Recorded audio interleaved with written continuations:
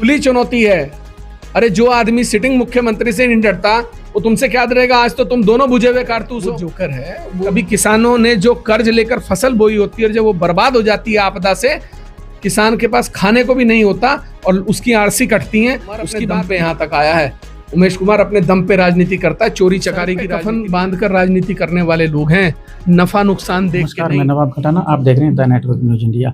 जब से जन निर्माण पार्टी की औपचारिक घोषणा हुई है तब से कांग्रेसियों के द्वारा जितने भी कार्यक्रम हो रहे हैं, उनके द्वारा कार्यक्रम किए जा रहे हैं, बार बार एक ही बयान दे रहे हैं कि ये भारतीय जनता पार्टी की बी टीम है। तो आज हमारे साथ हैं खानपुर विधायक उमेश कुमार जी। तो आइए बात करते हैं उमेश कुमार जी से। विधायक जी, आपका हार्दिक स्वागत है। धन्यवाद। अभी 3 दिन पहले एक नगला इमरती में कांग्रेस का एक कार्यक्रम था, उनके द्वारा वहां भी तमाम प्रकार की बातें की गई। कहा गया कि जो जन निर्माण पार्टी की औपचारिक घोषणा हुई है वो केवल और केवल भाजपा को लाभ पहुंचाने के लिए की गई है। पहले तो मैं कांग्रेस पार्टी को धन्यवाद देना चाहूंगा कि उन्हें जो पार्टी सिर्फ 3 दिन पहले आई है उसका नाम उन्हें याद हो गया और उसे वो उसकी आलोचना कर रहे हैं। तो इससे ज्यादा जन निर्माण पार्टी को और क्या चाहिए। मैं तो पार्टी के सभी पदाधिकारियों को भी बधाई देना चाहूंगा कि जिस पार्टी का अभी सिर्फ 2 दिन पहले जन्म हुआ है उस पार्टी का नाम कांग्रेस को याद हो गया, उसे बी टीम बता रहे हैं। आप ये बताइए कि बार बार कांग्रेस कह रही है कि हम भाजपा को जिताने के लिए आए हैं जी।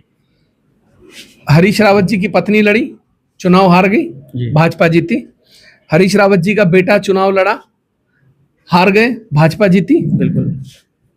भगवानपुर सीट पकड़ लीजिए, भगवानपुर कह रहा हूं मैं, आप रुड़की सीट पकड़ लीजिए, आप यहाँ की अन्य सीटें पकड़ लीजिए, लक्सर की पकड़ लीजिए, आप खानपुर सीट पकड़ लीजिए, आप और अन्य सीटें पकड़ लीजिए। इन सीटों पर जो भाजपा जीती है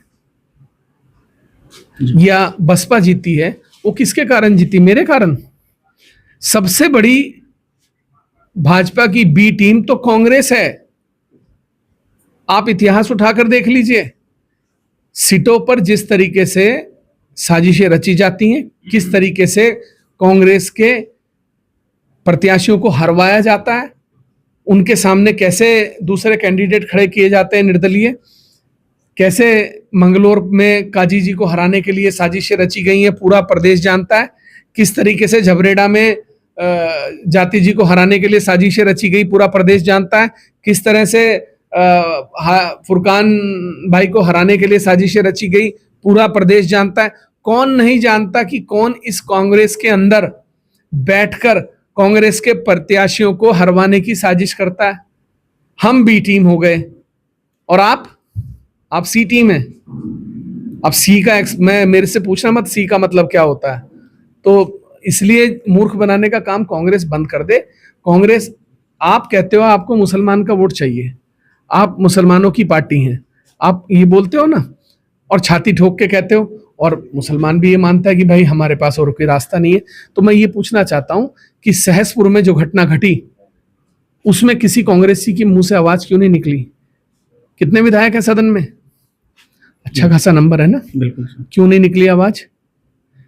बालावाली में एक मुस्लिम लड़के को चौकी में बंद करके चौकी जलाने जा रहे थे, क्यों नहीं निकली आवाज? वसीम हत्याकांड हुआ, क्यों नहीं निकली आवाज? टांडा जलालपुर में घटना हुई, क्यों नहीं निकली आवाज? अब्दुल कलाम चौक पर मस्जिद को तोड़ने के 700 साल पुरानी आदेश हो गए, क्यों नहीं निकली आवाज?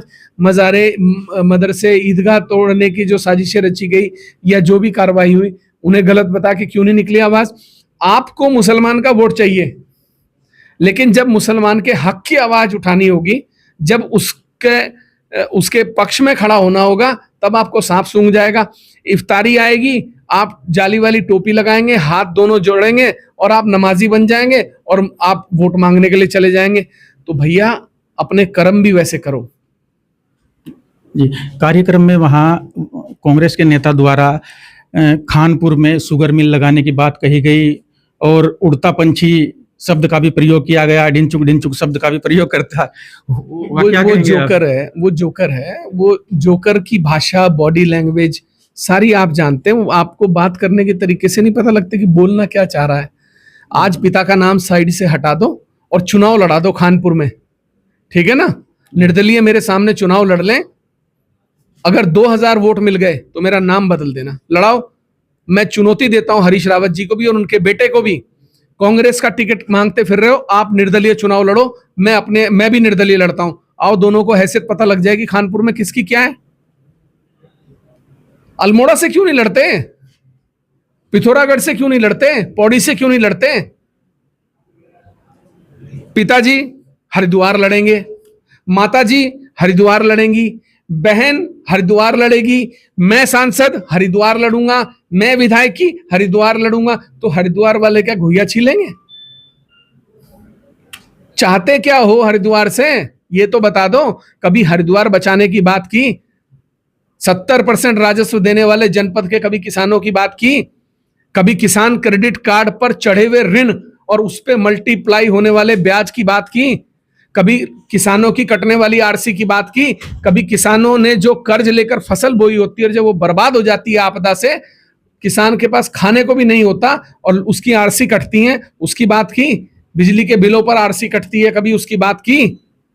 बस बने फिर रहे हैं नेता, दौर चला गया। और एक बात और बताना चाहता हूं, अगर ये दिमाग में गलतफहमी हो कि मैं हरीश रावत जी का बेटा हूं, तो जब तुम्हारे पिताजी मुख्यमंत्री थे इस प्रदेश के और पूरी ताकत में थे, तब मैंने उनकी सरकार गिराई थी। जब मन करे, जैसे मन करे, जो मन करे, आमने सामने आप करो, आओ ना, दिक्कत किसने मना किया है क्या। खुली चुनौती है। अरे जो आदमी सिटिंग मुख्यमंत्री से नहीं डरता वो तुमसे क्या डरेगा। आज तो तुम दोनों बुझे हुए कारतूस हो। बुझे हुए कारतूस। उनके द्वारा कहा जाता है कि उमेश कुमार जी बोलते हैं कि जहां खड़े सरकार से बड़े। भाई जहां खड़े सरकार से बड़े तो जनता तय करेगी, पर जहां खड़े वहां सबसे बड़े हैं और आप सबसे लड़के यहां तक पहुंचाऊं। अगर किसी को ये गलतफहमी हो, उमेश कुमार जो है घास छील के यहां तक आया है, तो उमेश कुमार अपने दम पे यहां तक आया है। उमेश कुमार अपने दम पे राजनीति करता है, चोरी चकारी की राजनीति नहीं करता, किसी से विधायक निधि में कमीशन लेके नहीं करता, पीडब्ल्यूडी में कमीशन लेके नहीं करता, सिंचाई विभाग में कमीशन खाकर नहीं करता। उमेश कुमार ईमानदारी से राजनीति करता है। उमेश कुमार गंगा जल हाथ में लेके कसम खाकर कि मेरे घर में एक चवन्नी बेईमानी चोरी की नहीं आएगी, तब राजनीति करता है। तुम्हारे में दम है ना, तो जाओ बद्री केदार, गंगा जल हाथ में लो, और अगर मुसलमान हो तो कुरान पे हाथ रख के कसम खा के राजनीति में आओ कि अपने घर में 1 रुपया भी बेईमानी का नहीं आने देंगे। मान जाऊंगा, मैं आया था राजनीति में, मैं बद्री केदार जाके गंगा जल हाथ में लेके कसम खा के आया था कि मेरे घर में 1 रुपया चोरी का नहीं आएगा। तुम मेरे से क्या मुकाबला करोगे यार। मेरे बराबर की 852 बेटियों की शादी करी है मैंने, तुम्हारे बस की बात है। और हर समाज की करी है, मैं किसी का नाम नहीं लूंगा, जाति बिरादरी की बात आ जाएगी। और बात रही जिस मुसलमानों के तुम खैर खां बने फिरते हो, उनकी 222 बेटियों का निकाह मैंने अपने हाथ से कराया। बहुजन समाज की 222 बेटियों की मैंने अपने हाथ से कन्यादान किया। तुम क्या करोगे। मैंने गरीबों के घर बनाए हैं, 4 लाख रुपए सैलरी आती है, तुम्हारी बेटी के बहन के अकाउंट में भी आती होगी, पूछ लेना क्या करती हैं। उस 4 लाख रुपए से गरीब बच्चों में, अनाथ बच्चों में राशन बांटता हूं, विधवाओं को राशन बांटता हूं। तुम्हारी तरह वो 4 लाख रुपए का इंतजार नहीं करता, आएगा और खाएंगे। तो मेरे से राजनीति, हम सर पे कफन बांधकर राजनीति करने वाले लोग हैं, नफा नुकसान देख के नहीं। जो साथ आएगा उसका भी सम्मान है, जो नहीं आएगा वो उसका भी सम्मान है। मैं तो लड़ाई लड़ रहा हूं हरिद्वार बचाने की, और आखिरी तक लड़ूंगा। जिसको साथ आना आए, जिसको नहीं आना उससे भी कोई शिकवा नहीं है मुझे। सर, जो जन निर्माण पार्टी की औपचारिक घोषणा हुई है उसमें अब की बार जो विधानसभा चुनाव होंगे, क्या 70 की 70 विधानसभाओं पर अपने जो प्रत्याशी उतारने का काम करेगी? देखिए, मैं जन निर्माण पार्टी का अध्यक्ष नहीं हूं, ये जन निर्माण पार्टी की राष्ट्रीय अध्यक्षा जी, उनके पदाधिकारी और जो जन निर्माण पार्टी के सदस्य हैं वो तय करेंगे। हाँ, मैं जन निर्माण पार्टी से चुनाव जरूर लड़ूंगा, ये मेरी इच्छा है। अगर जन निर्माण पार्टी मुझे टिकट देगी तो मैं चुनाव लड़ूंगा, ये तय है। तो ये थे हमारे साथ खानपुर विधायक उमेश कुमार जी, जिन्होंने स्पष्ट शब्दों में कांग्रेसी नेताओं पर हमला बोलते हुए कहा कि अगर उनमें दम है तो खानपुर विधानसभा से मेरे सामने चुनाव लड़ करके दिखाए, अगर हिम्मत है तो जीत करके दिखाए। धन्यवाद।